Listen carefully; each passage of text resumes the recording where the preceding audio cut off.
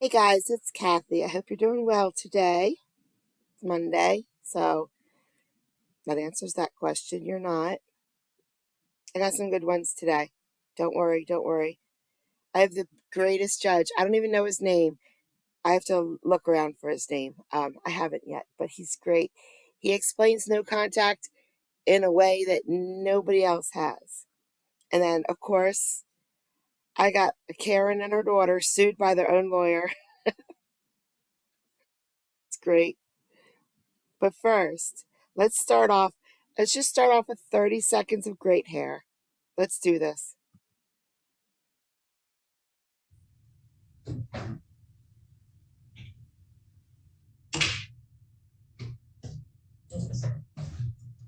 All right, so we're going to start. Today's the date and time set for the first hearing, but also known as a pretrial. Today, I'm just giving you your advice of rights, so if everybody could just pay attention to your screen. If you want to take any screenshots of anything, you're more than welcome to do so. If you want to write anything down, you can do so, or you can just sit back and watch the presentation. After the presentation, I'll be calling each of you by name to get some. Great hair. We started off with great hair. I wanted it to wiggle around, but it didn't. It stayed. It stayed. And when he turned his head, you see it like points out front. It's pretty cool. Remind me of that one movie. Oh, geez, forget it. I can't remember. Bruce Willis. It was a while ago. Okay, we're going to go to this lawyer. This lawyer has 3 clips for me today because he's so good. We're going to start off nice and easy.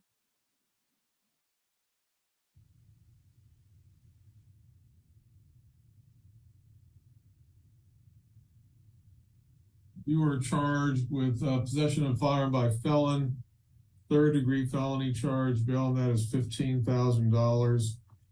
You're also charged with possession of a controlled substance, third-degree felony charge. Bail on that is set at $2,500. And you got a possession of controlled substance, Class A misdemeanor charge. Bail on that is set at $2,500. Your total bail is $20,000. Mr. Austin, did you understand your rights? Yes, sir. Can you afford your own attorney? I was appointed. I can't hear you, sir. I was appointed attorney. Signed a lifetime contract with Cheryl Hendera back in 2008. Cheryl Hendera. Well, all I'm asking, can you afford your own attorney on your own? Yeah, I can. She's appointed to me though, sir. Well, you may not get her the next time. They don't give you the same attorney every single time. Yes, sir. All right. Since 2008, sir. Do you have any? Oh, well, maybe. Do you have any questions? I do, sir. I was searched on the city bus and they didn't find anything. And then he pulled me off the bus, and this is what I'm charged with, sir. Hang on a second. I was searched on the city bus, and he said he was looking for. He did not find nothing on me, sir. Hang on, I'm looking at this thing. All of a sudden, when I'm dragged off the bus, Would you let me look at this for a second?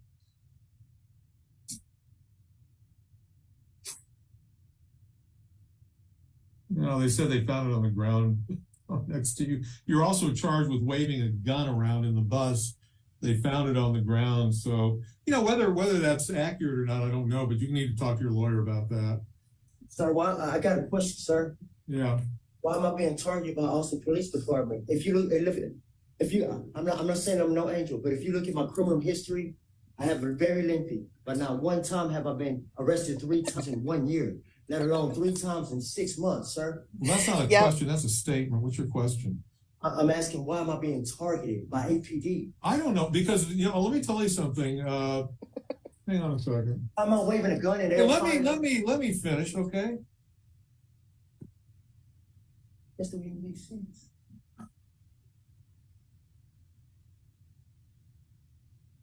Well, apparently the bus driver called APD, said that you were had a gun unholstered and engaged in a verbal disturbance with another passenger on the bus.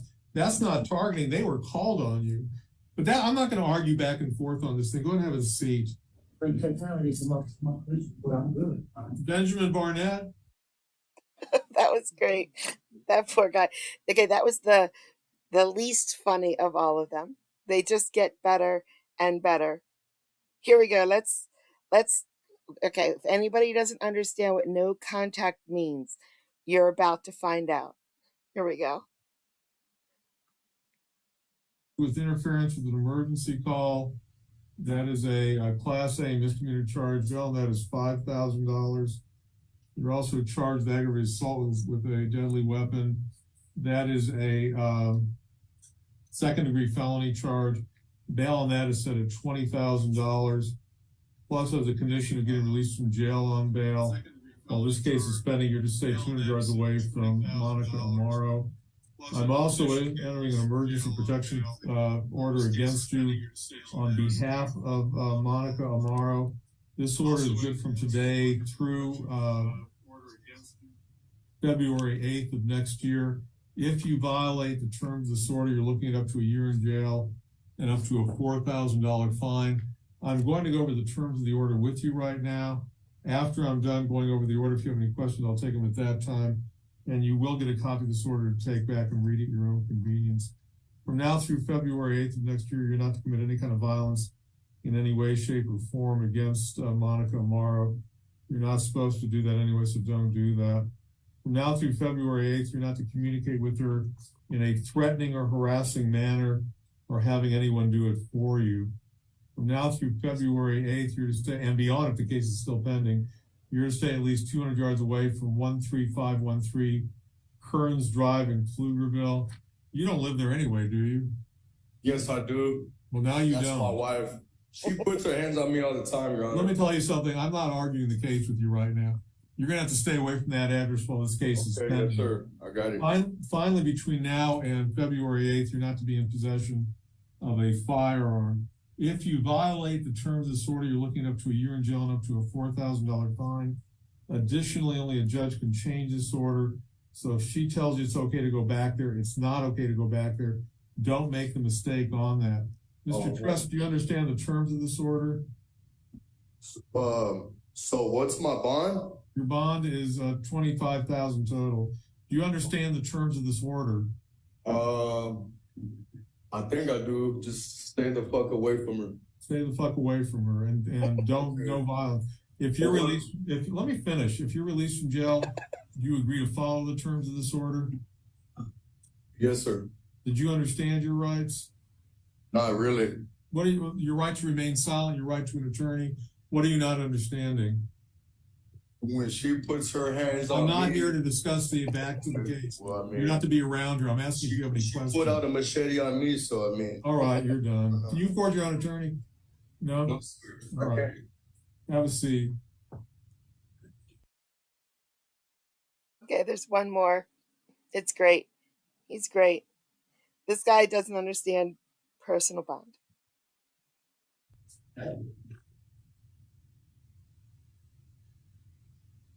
You're charged with possession of controlled substance, state jail felony charge.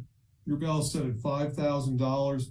Plus, as a condition of getting released from jail on bail, you're going to have to appear at pretrial services weekly under supervision. Did you understand your rights? Weekly?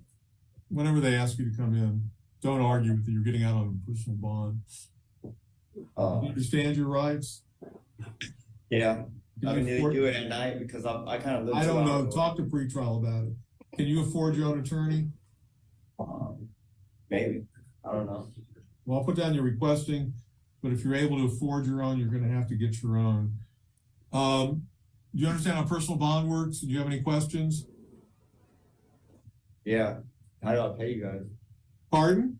How do I pay? You don't pay, man. Were you listening to me? I don't pay nothing. Jesus. All right, we're good. I got it. No, do you got it or not? Yes, sir. Why did you ask me if you had to pay? Do you understand that you're going to get out in the next 4 hours without paying? Yep. As long as you show up in court and stay out of trouble, you won't have to come up with that money? Yes, sir. Do you understand that? Yep. Do you have any questions? Yep. All right. Ryder, that's it, is it not, for this group? Yes, sir. You want to start pulling the women? Yeah. All right, thanks. I'm going to log off. I got a question. Yeah, what? I'm supposed to be Paul for my funeral today. I can't hear him, Ryder. What's he saying? Go up to the microphone. Did I get a PR bond? No, anybody, no, at this point, if I didn't tell you you're getting one, you're not getting one at this time. I was supposed to be pallbearer today at a funeral. I'm sorry, then you should not get in trouble then.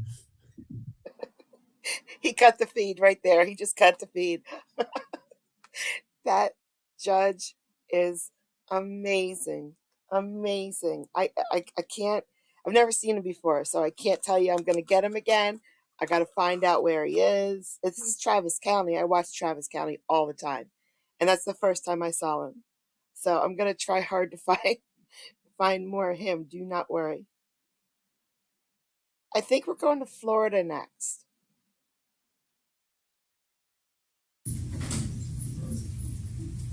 I love the advertising at the bottom. Your Honor, Tim Gibbs on behalf of Rocky Carter. This is 23 CF 80. I've met with Mr. Carter. We have been trying to resolve this if possible. The state's, again, last offer was that 30 months coterminous with his VOP sentences. I've been discussing with Mr. Carter what his options are as far as either accepting that offer, pleading to the court, or potentially setting the case for trial. I think we're coming to a situation where we're not quite sure what decision, or Mr. Carter's not sure what decision he wants to make. We have sent some counteroffers to the state. Those were respectfully rejected regarding potentially suspending any of the sentences. I'm still having some concerns for his competency, but again, as the court's aware, Dr. Zeman recommended that Mr. Carter be still found competent to proceed. We may be exploring that as well with a different expert now that his situation, his medical issues have also gotten a little worse. I think at this point, the only thing we can do is continue it and get it ready for trial. February 26th. Yes. No, February 26th. Well, I've already heard you speak many times, Mr. Carter, and you're always telling me you're a hunter. You're just a good old fella that hunts and fishes. And I know. you got heart problems, and you know, and you just you never hurt anybody, and you know, and I've heard it. I told you already. I was going to give you.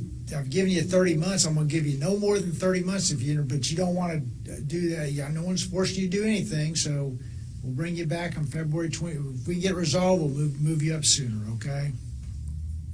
All I'm trying to do is keep me from having Mr. Zeman saw me, and he's. I know I'm okay, but he's worried about me having a stroke. Okay. Because of my epilepsy. All and right. I'm 65 well, years they have old. medical attention here in the jail, and if something happens, we'll get you. They'll take care of you. But I can't let you out on the possibility you may have a stroke. Everybody be telling me they may have a stroke. And Well, all I was asking for was the. Don't talk about the facts of your case. We're recording. Everything you say can be used against you.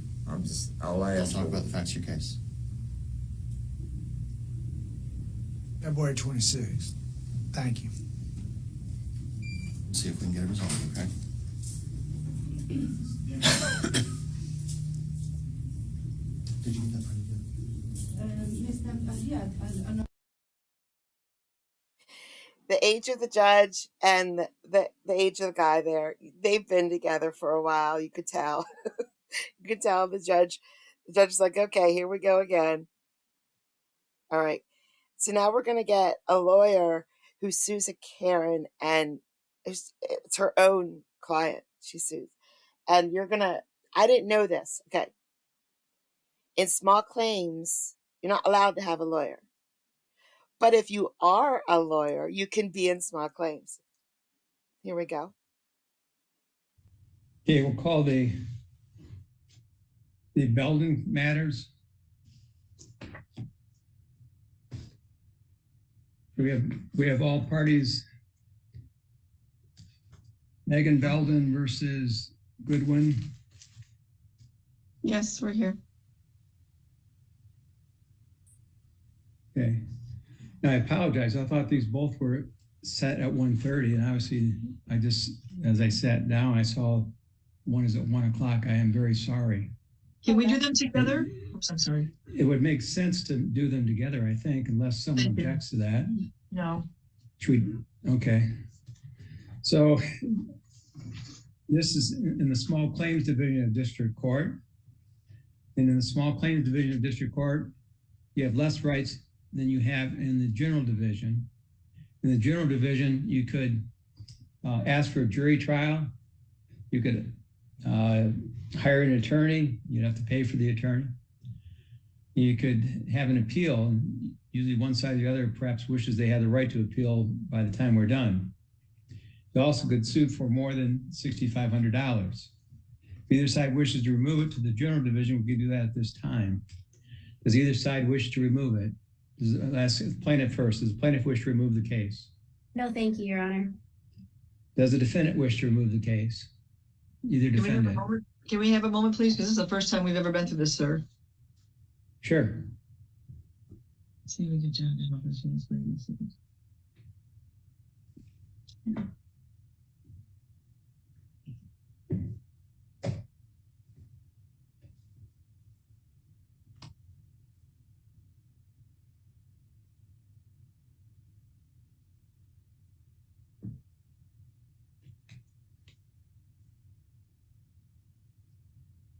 Sir, Yes. we've never been through this before. Could I have a moment to call my lawyer and ask him if he'd be willing to do this and then get right back with you in like 1 minute?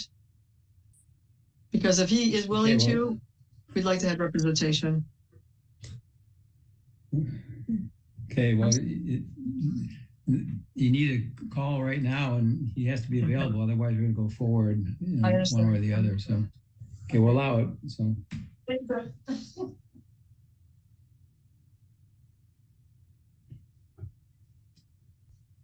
yes. Could I ask you a question? It was like I said, we're not familiar with this and I was unable to get a hold of my lawyer. If we just go through with it today, are we able to state our case as well, or do we just listen to what she says and we have to just go with your judgment? Well, both sides will have a full chance to present their side of the case, okay? Okay, and you know what, let's go ahead and go forward. That'd be fine. I really Okay. appreciate it, sir. Thank you for giving me the time. And I apologize because it was my mistake. I went through the cases and I piled, I put them together and the 130 was on top. And so I know, John, we were going to ask you to put them together I'm anyway. embarrassed that I'm late, so I'm very sorry, okay? No, we're So- glad you're doing it together. We would have asked you if we could do them together. So thank you so much for allowing it. Well, it seems like it makes sense to me, but Yeah. okay. So let's swear everybody in. So there be any witnesses other than the three of you? No. Okay. No. If not, raise your right hands, please. Do you swear or affirm that the testimony given in this hearing will be the truth, whole truth, and nothing but the truth? I do. The answer is yes, hopefully. Yes. Okay. Yes. Or I do. Okay. I do. Everybody good with yes? Or I do? Yeah. Yes, sir. Okay, good. Okay. Okay, let's hear from the plaintiff first. Yes, Ms. good Belden. afternoon. Good afternoon. I am simply here with two small claims actions for payment of legal fees. I was retained by Haley Goodwin and her mother, Ramona Pintek. The retainer agreement is dated May 25, 2022. It was in regard to a child custody action for her youngest daughter. The retainer agreement is attached to my small claims action. It shows in there retainer of $5,000 with then monthly statements sent to them to show my services. My hourly rate is $250. That's spelled out in the retainer agreement as well. The current balance is over $10,000 that hasn't been paid. You'll see communications from, I think mostly Ms. Pintek. There was never the monthly statements went to them. There was never any challenge of the monthly statements. It was more, they were working on coming up with payment to pay me. And there's an acknowledgement of that in those communications that were attached. So I am asking the court for payment or a judgment, against Haley Goodwin in the amount of $5,349.82 with the added expenses of my costs, which are $104.82 in that case. And then since we're doing them both at the same time, Your Honor, with respect to Ms. Pintek, who also signed the retainer agreement, you will see that I'm seeking $5,349.82 against her, as well as the fees for that matter of, again, $104.82. Okay, anything further from the plaintiff? No, Your Honor. Okay, well, let's hear from the defendants. Who wishes to go first? I will, if that's okay. I'm the mother. Okay, so you are Ms. Pintek? I'm Miss Ramona Pintek, yes. Okay. I'm the mother of Haley and the grandmother to Mila, who the case was over. I'm sorry. Okay. You may proceed. We retained Megan Belden on May 25th, like she said, in 2022, with the understanding that she was going to be able to accomplish some things for us. I asked her straight out if she would be willing to fight for my daughter, and she said, yes, I will. I asked 3 simple things when we first paid her. And by the way, Your Honor, by the time she started questioning the $10,000, she had already received $12,000 from us, okay? So she was paid right along with a lot of money. And I asked her if she could find out where the opposing person was living, where the granddaughter was going, the girl that was living with her. And my granddaughter mentioned that the child of this girl also had the mental issues, and we wanted to get that information.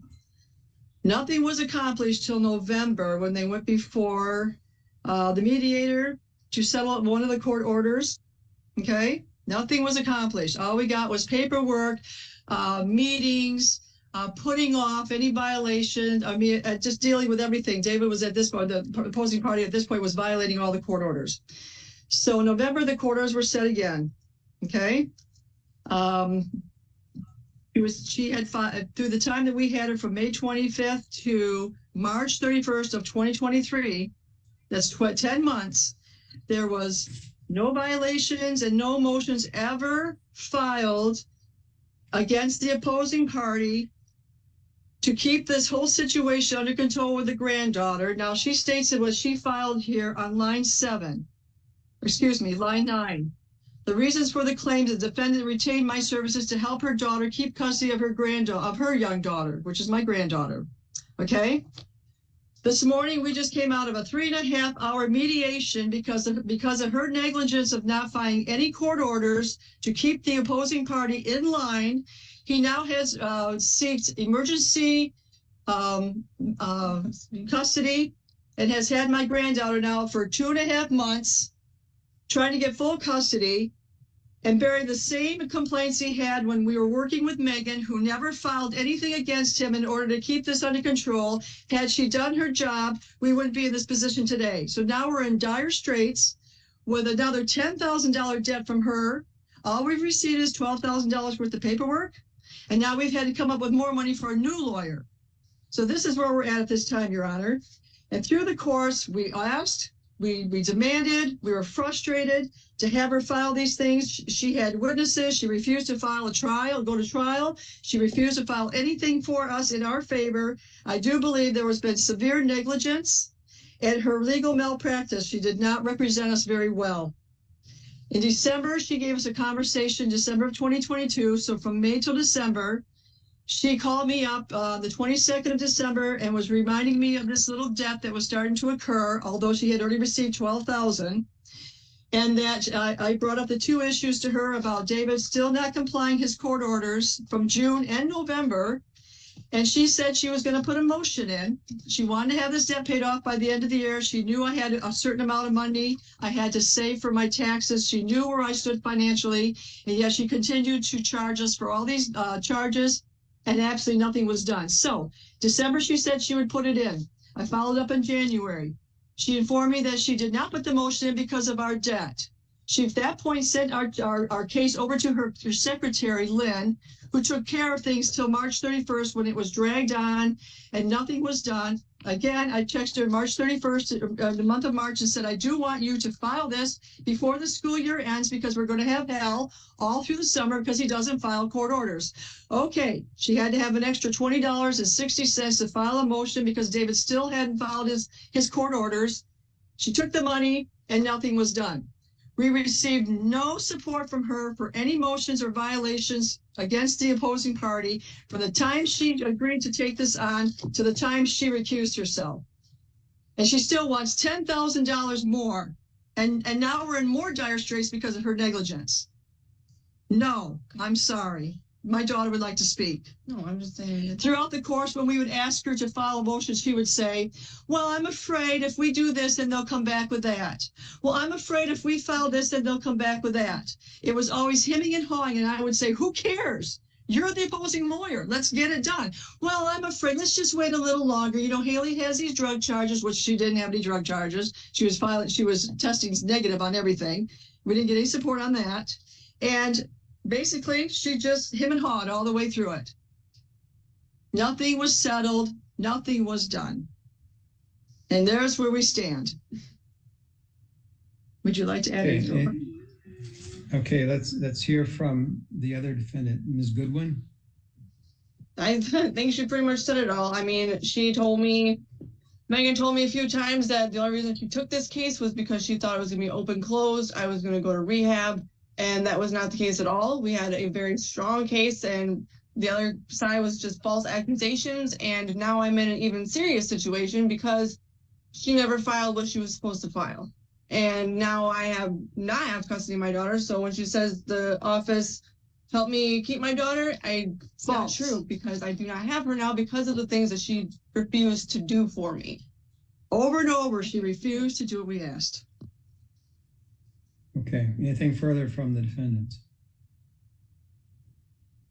Okay, well, let's hear back from the plaintiff then. Yeah, yes, Your Honor. If you see the attached statements for my services, this was a very active file, a very full-time file for me. The defendants came to me desperate. There was an active CPS case going on. Ms. Goodwin had, the children had missed such a tremendous amount of school. The tardies in missed school were above and beyond. I don't have the numbers in front of me, but it was a lot. There were also positive drug tests. There were accusations of negligence with kids running around unsupervised. I took this case after, with Ms. Pintek pleading.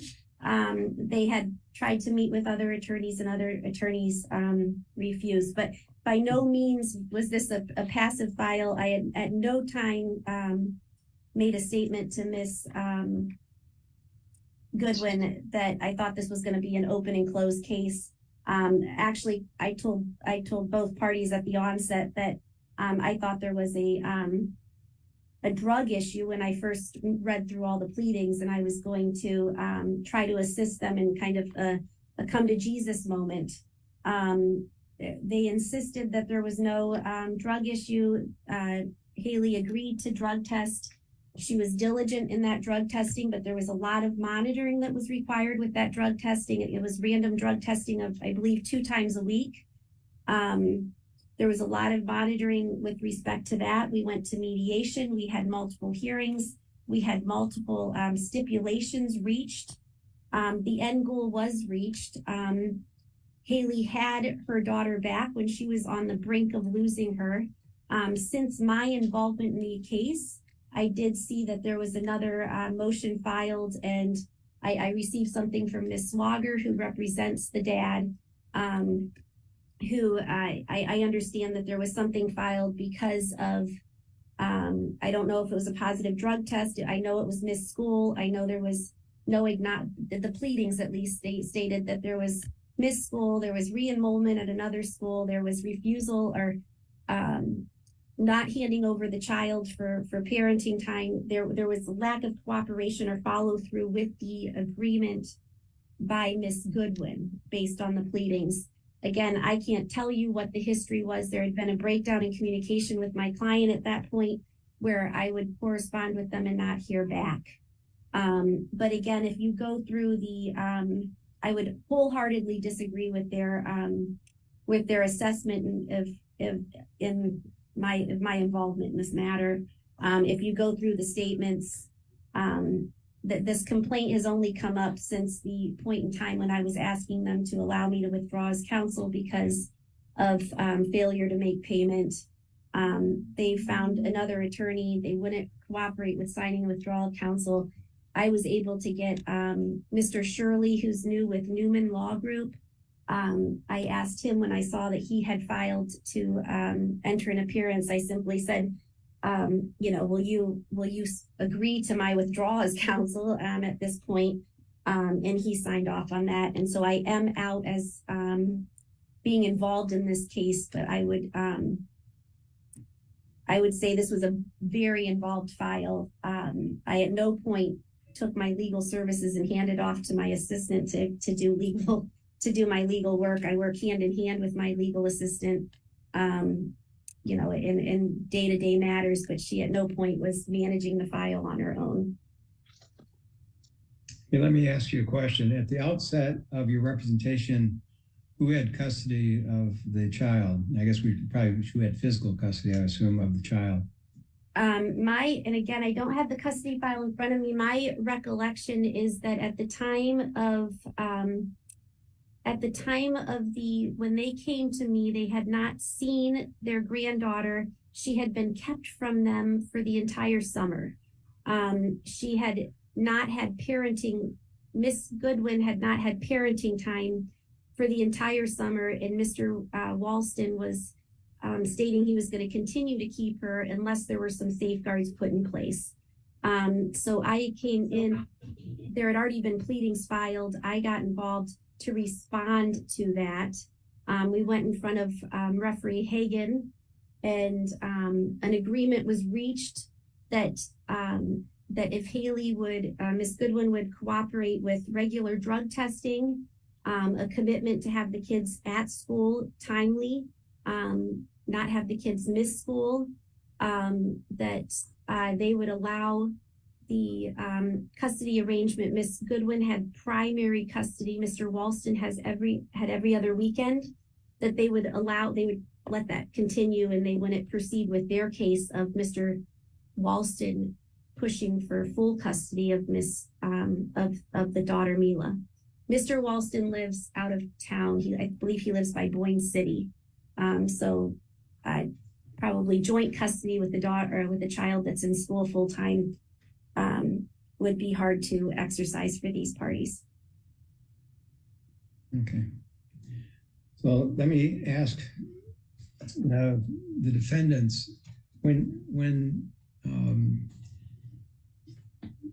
Ms. Belden started representing you in this custody matter, is it true that you did not have any custody, and you actually, it sounds like you didn't have any visitation? So no, I had full custody. Yes. He stole her. He kidnapped her. He parentally kidnapped her for 10 weeks. Yes. Without any willingness. He wasn't allowed to do that. He did it, and we had to go to court because he took her. He only had every other weekend. Okay. I had primary custody. He parentally kidnapped. We filed the paperwork. So the courts did nothing. So then when we went to court, go ahead with the motion at that time. What? Then when we went to court, it started with Megan. Yep. Haley was to do it. They tried to push drug stuff. It was not true. And Megan never did stand behind her on that. She always put that up in front of our face like that was always an issue when it wasn't. My daughter doesn't do drugs. But when somebody doesn't believe in you, what do you do? So anyway, she agreed to it just to prove them wrong. Okay, she had the CPS case opened up on her, and the CPS case was closed because there was no substance to withstand it. Therefore, the CPS case was dropped. And when we got a hold of Megan, it wasn't because everybody else refused. It's because they came off 2020. They were so backed up booked, they couldn't take the case on. She's the only one that had an opening. That's the only reason why we took her. Okay, no one else refused. So we're going to stand that. And Haley wasn't on the brink of losing her daughter. Haley was on the brink of having her daughter kidnapped, and we were trying to prove him wrong. So she went ahead and did the drug testings. She proved negative. She had one come up, and it was only because the girl that was representing her for the CPS was David's best friend, one of his best friends, who should have recused herself. And they were tampered with. So Haley refused to go through her anymore, and she started going to New Direction on her own. And ever since then, they were all negative. The girl has since been fired. We had 2 witnesses from the Lana. What were their names? Yes, yeah. CPS Lana was the counselor and the overseer. Mm-hmm. That both said there was no substance to it. So that's why they closed it. And yet Megan still didn't stand behind her on this. She kept throwing it in her face like she couldn't do this and we couldn't do that because they're going to bring back with this. She never, if you notice, Your Honor, she never filed one thing against him. So he was supposed to set up with Safe Haven every Wednesday. Okay, so that we didn't have to deal with his vile and vulgar behavior, which is written in our court order. And he was set up in November to start doing that. Okay, he never did. He drove by once a week, sometimes twice a week, and never got set up with Safe Haven. We had a spot held because it's very hard to get in there. We had a spot held, and for 2.5 months, he drove by, never would answer their calls, refused to show up on his appointments, and Megan did absolutely nothing because we needed to get him accountable for his behavior through somebody. So she would not file anything on that. So therefore it got blown off. He refused and nothing happened. He also was supposed to be paying twice a week on her P-test. He was supposed to be paying 1/2 of that every week. He drove by it every week, never did anything. Every so many weeks, he would all of a sudden just throw a check at her, not even knowing what it was. He was supposed to do it every week. She never filed anything on that either. So he got away with that too. You know, she's always afraid that if she filed something, they were going to come against us with something else. I personally do not think she was equipped to take this on. I think she should have been honest from the start.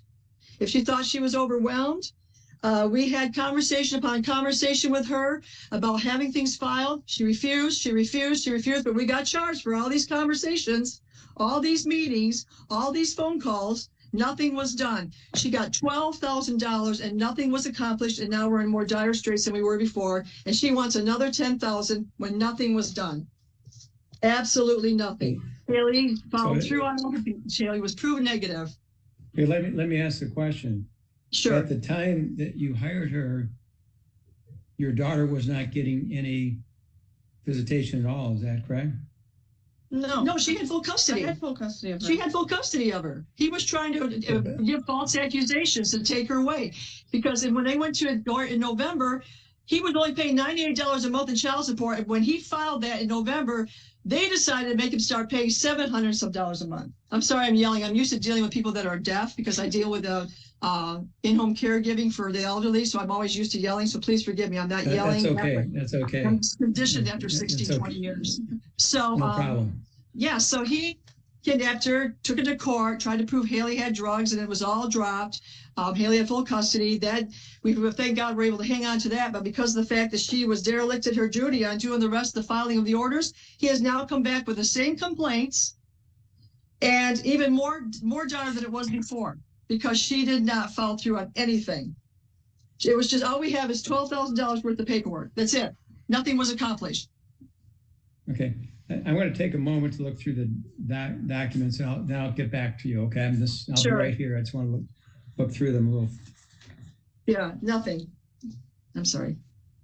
Your Honor, if I could clarify one point, there was the order in place at the time that I got involved showed that Ms. Goodwin had primary custody of Mila, but she had not had her child for, I think I'll let her, I think it was 10 or 12 weeks, 10 weeks, that she had not seen her daughter. So she had not she had not been able to have parenting time during that time because the co-parent was keeping the daughter from her with no visits because there was an active CPS case because Ms. Goodwin had tested positive with drug tests. I know Ms. Goodwin and Ms. Pintek refute the accuracy of those test results, but there were positive drug test results.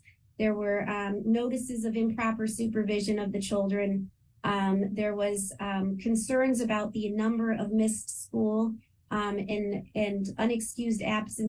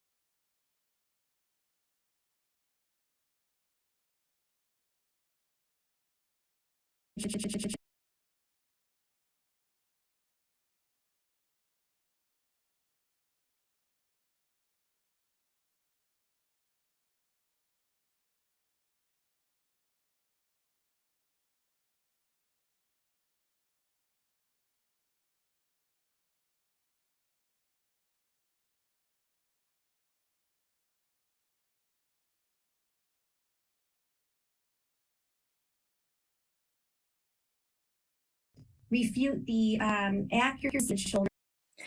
So it was fine on my computer and kept playing. I didn't realize the live feed stopped. So I rewound it a little bit. So you might hear what you already heard a little bit.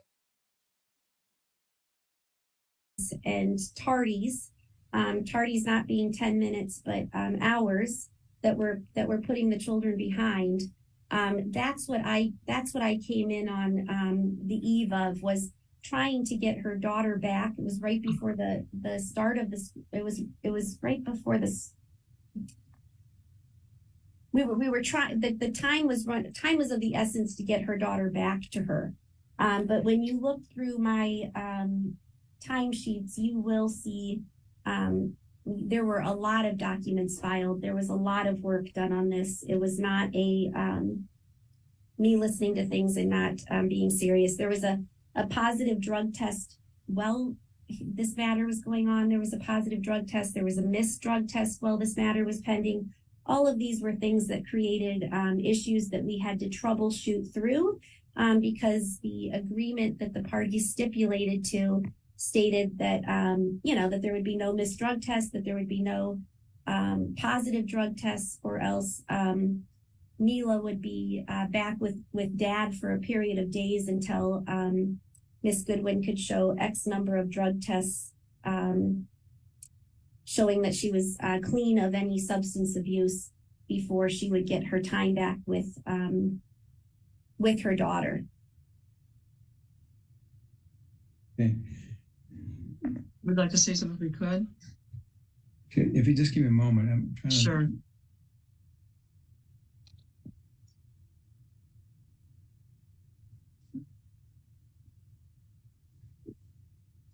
Who represented the father?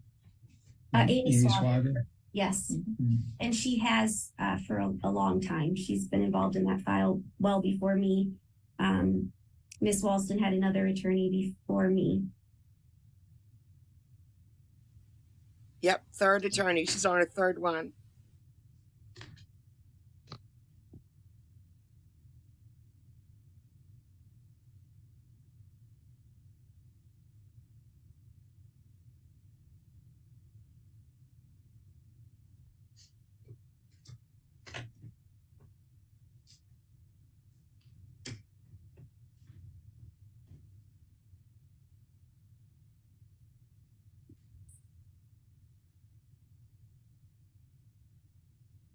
Yeah, I reviewed that. Anything further from the defendants?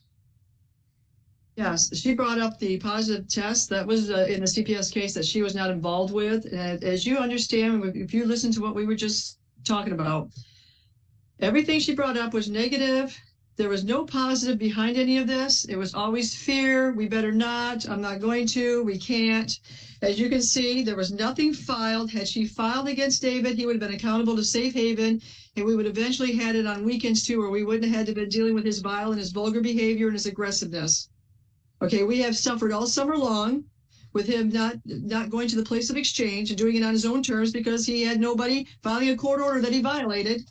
And we didn't have any more money. We gave her everything we had. And she knew what my finances were. She knew I only had so much money. And yet she continued to charge us for looking at a simple 10-second negative test, $50.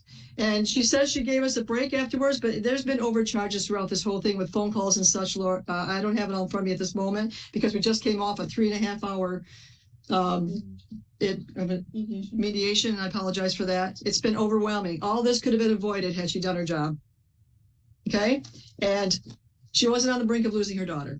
She had full custody, and we would remain full custody had she done what she needed to do. Okay, Your Honor, it was not overwhelming. It was not overbearing. She wasn't overwhelmed. She just didn't follow through on anything. Paperwork did not help us at all. Okay. Anything from Ms. Goodwin? Anything further from Ms. Goodwin? I think that about sums it up. I mean,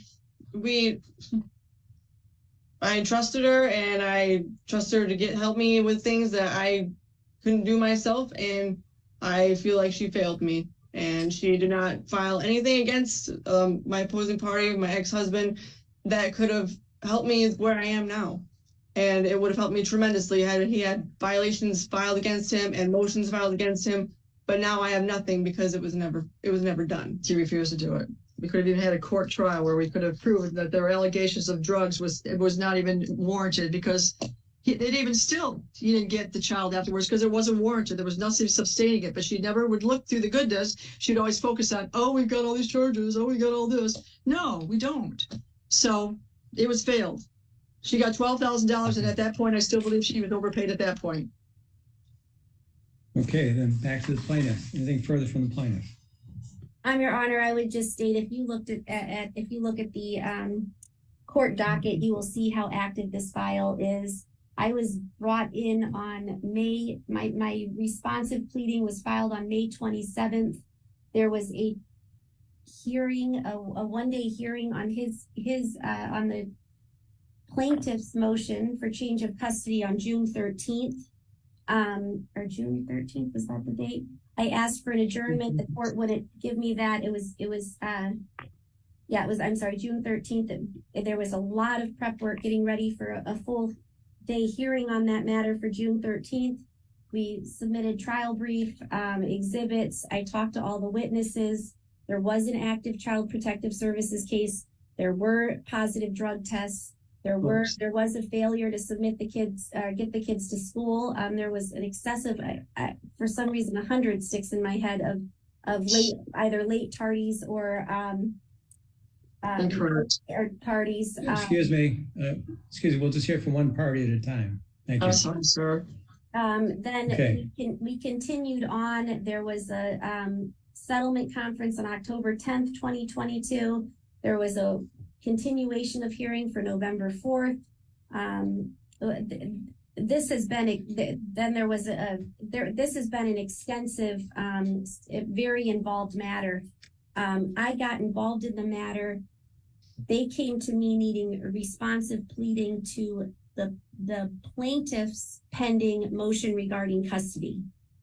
There was never an analysis of them filing a motion for custody. It was responding and refuting everything in the defendant's custody motion for change of custody because Ms. Goodwin already had under the order primary custody of her daughter. The plaintiff only had every other weekend, and we were trying to keep that. We were trying to maintain that. I firmly believe that the current situation that the defendant is in is due to her violation of following the agreements that were put in place. And it's not due to anything that I did. It's rather a failure to execute the agreed upon terms. Okay.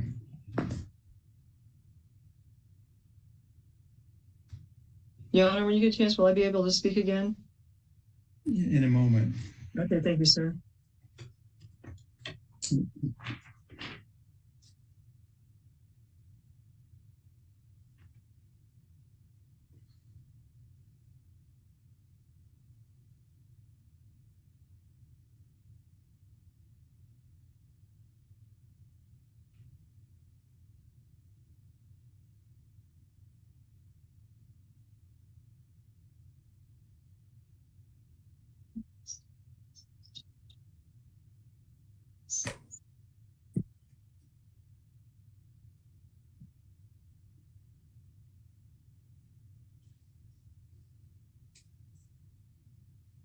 Anything additional from Ms. Pentak? And please don't repeat anything, okay? Because I've heard it. It doesn't do any good to hear it twice.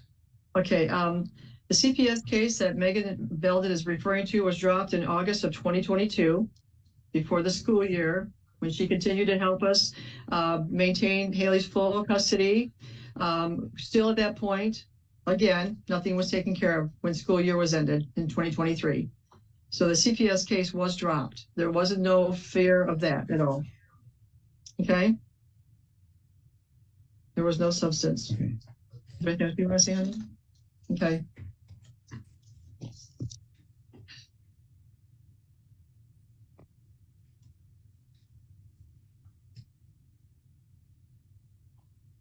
Your Honor, I would agree with that. As a reminder, though, I got involved in this case in May of 2022. So when CPS case was closed in August of 2022, it was several months later and after there was an agreement between the parties on how to, they had an agreement by that point on how to execute parenting time and some parameters for safeguards that they agreed to.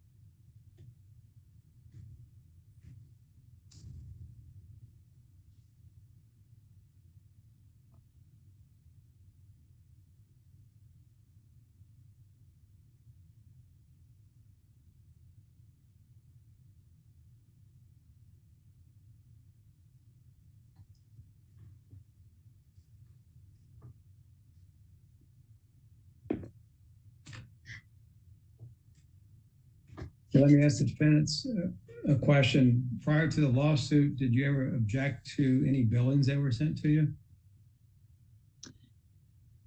At that time, we were just trusting her with what she was doing. We didn't know anything about what her paperwork was involved. I mean, she put down that this was going on, and you know, we had emails when we questioned it and asked her for a breakdown of a bill because we didn't understand how it was so high. I mean, she had already gotten 12,000, and there's multiple emails saying, you know, something's not right here, and asking for the breakdown of the whole entire bill.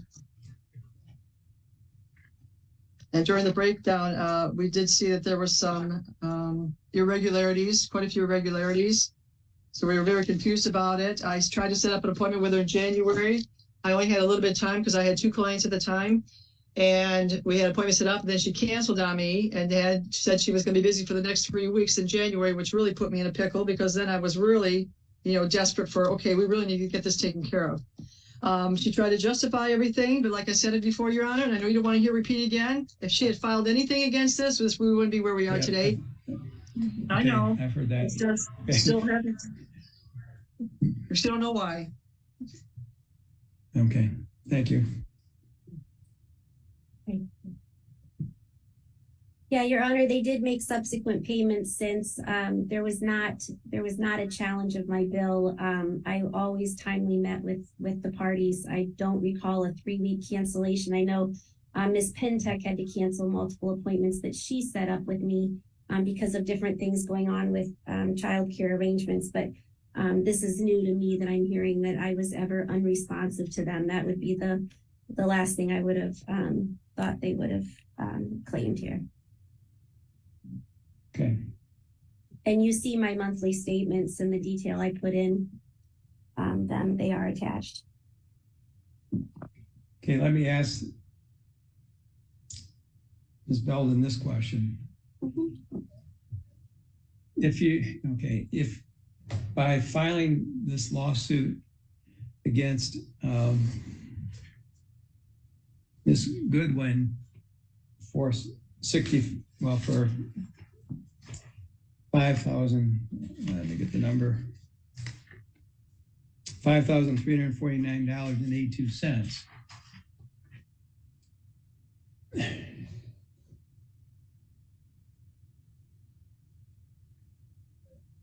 And let's say that the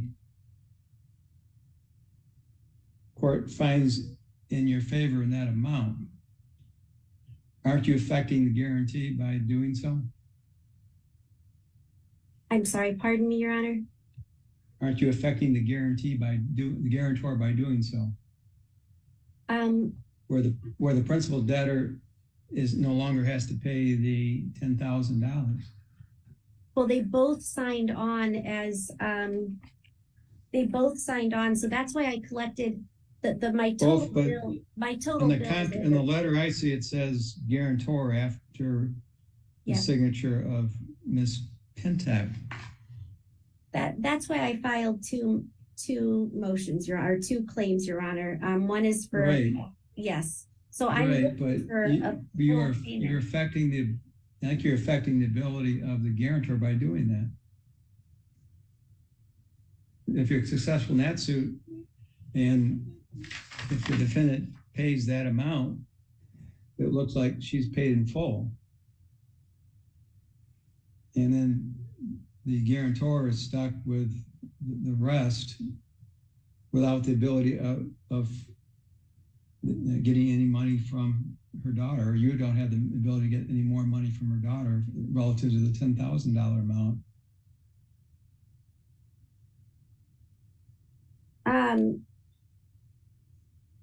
That's why I'm trying to collect two judgments, reducing the amount I would take from each one for that $5,300. I would not go after each one for the full bill, correct? Okay, so I wanted two judgments of the $5,340.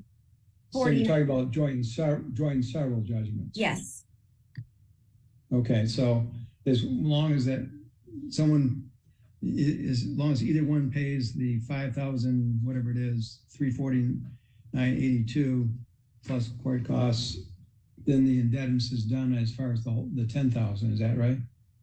No, Your Honor. I'm sorry. That is not what I'm trying to accomplish here. What I'm trying to accomplish is that each would pay half of the bill. I did that to get into the small claims to avoid more costs. But the guarantor, you're not looking for more than 5,000 from the principal debtor, so I don't see how you can look for more than $5,000, that same $5,000 though, from the principal debtor.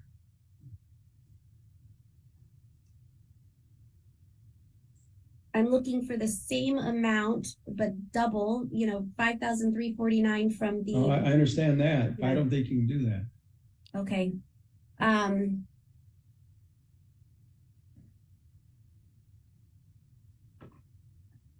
I could move this to a district court matter, Your Honor. Too late. Too late now. Okay. I didn't want to do that. I need something that guarantees that I can get, under this judgment, they both are on the line for payment, under the retainer agreement, they're both on the line to pay my bill that they received monthly in itemized statements. There were no objections to. I'm looking for the full $10,700 roughly.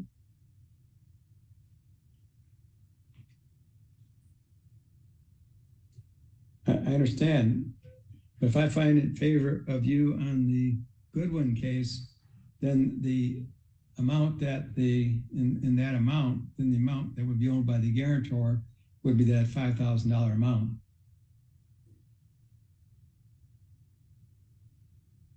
Oh. What if you found on the Pintech case first, and then no? Well, it's easier to find the other ones. So I know how much the guarantor owes.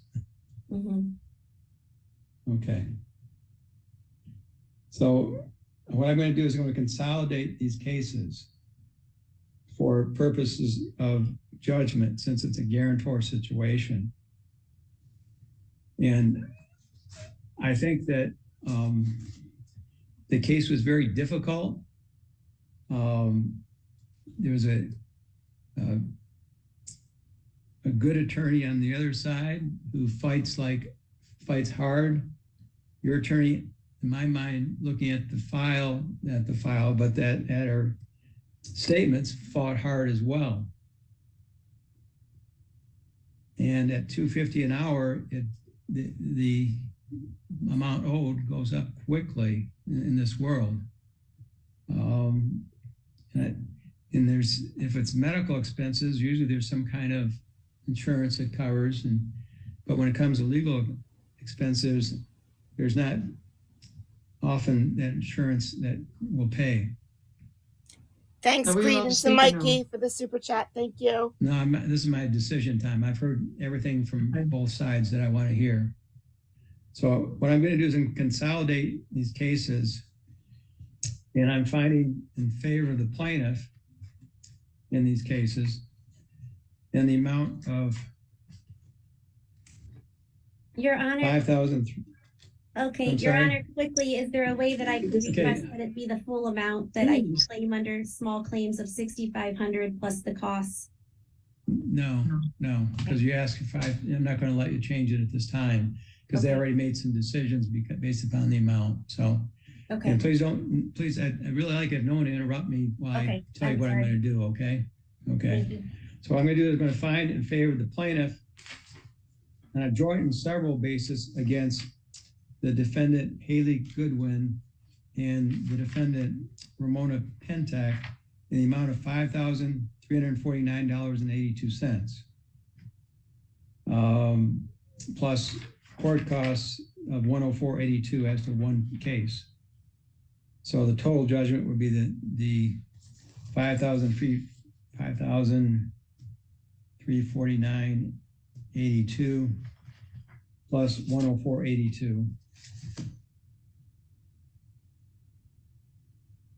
Range. Here. 349, yep, 82. So the total judgment would be $5,450,464, joint and several as to both defendants. So if one defendant pays for it, that's fine. If you pay for it part and parcel, as long as it's paid up to $5,454.64. So, I think based upon what I could see, I think your attorney did a good job for you, okay? Divorce is very difficult. Custody is the worst of the worst because people are willing to pay whatever they need to pay for the safety of a child. Both defendants. So if one defendant pays for it, that's fine. If you pay for it part and parcel, as long as it's paid up to $5,454.64. So, I think based upon what I could see, I think your attorney did a good job for you, okay? Divorce is very difficult. Custody is the worst of the worst because people are willing to pay whatever they need to pay for the safety of a child. And it's just very difficult.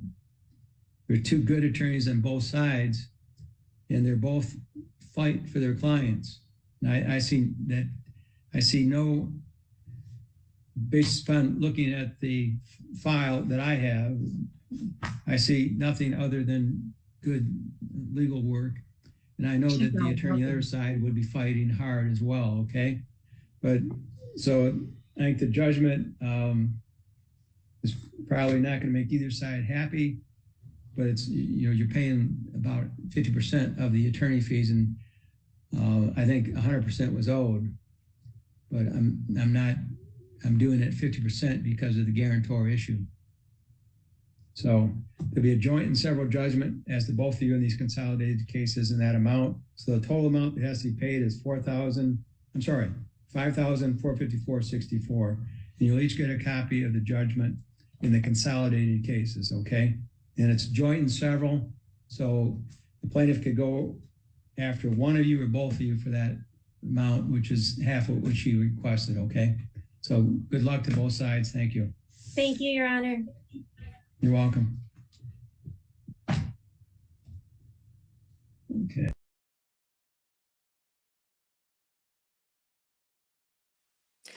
We did it. We made it to the end, and you were all talking about that case, and nobody's talking about that hair in the beginning. That hair. I loved it. I'm going to find the name of that lawyer. I mean, the judge from the other three clips, because he was great. and I want to see more and more and more of him. I'm not at all going to talk about the Karen case here because I'm watching the chat and you guys are all over the place. But most of you, I think, are thinking that the attorney is not right.